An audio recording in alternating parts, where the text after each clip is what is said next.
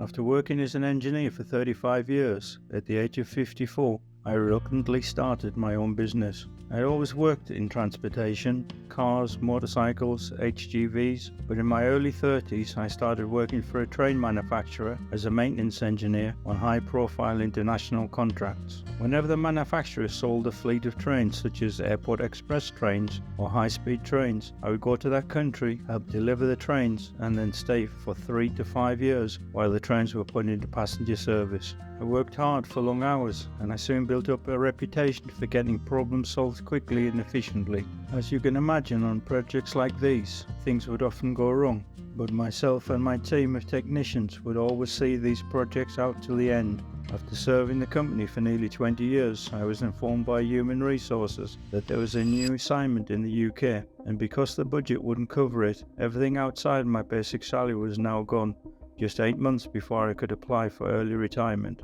Car, fuel, phone, location allowance and everything else you could think of gone.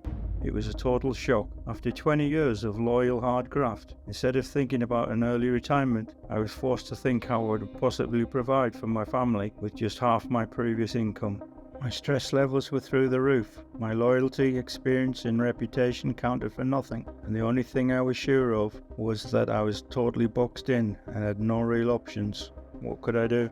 I racked my brain trying to think of every possible solution to take care of my family. None of them seemed like they would work. I was at a loss. Frustrated by the anxiety my employer had thrown me into, I knew it was time to take matters into my own hands. I handed in my resignation, used my severance payment to start a train maintenance company, and used the contacts I had acquired over the years to let everyone know my situation. I was aware of the risks, and I have to admit I would never started without the push I'd been given. But the anxiety soon subsided in the first month when I secured my first order for wheels and axles. A few months later, contracts for a fleet of high-speed trains came up for renewal. These were the trains manufactured and maintained by my previous employer. I immediately entered the bidding process. If I won the contract, it'd be a pivotal moment for the business. I'd be able to take care of my family and redeem what I'd previously lost. To my astonishment, I'd won the contract. After celebrating the big win and the emotions had died down, it soon dawned on me that I had absolutely no staff to carry out the contract.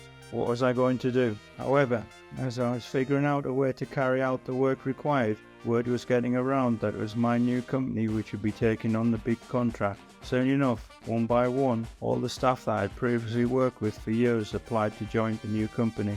From that moment on, for the past 6 years, my company has grown exponentially, taking on new exciting challenges and employing almost 400 staff members. Did I want to start my own business? Not really. Was it worth it though? Absolutely. Do I have any regrets? Yes, that too. I should have started much sooner. What I've learned most from all of this is that a secure job is never secure. In the end, it's better to work for yourself than put your life in the hands of an employer. And no matter who you are, it's never too late to start a business.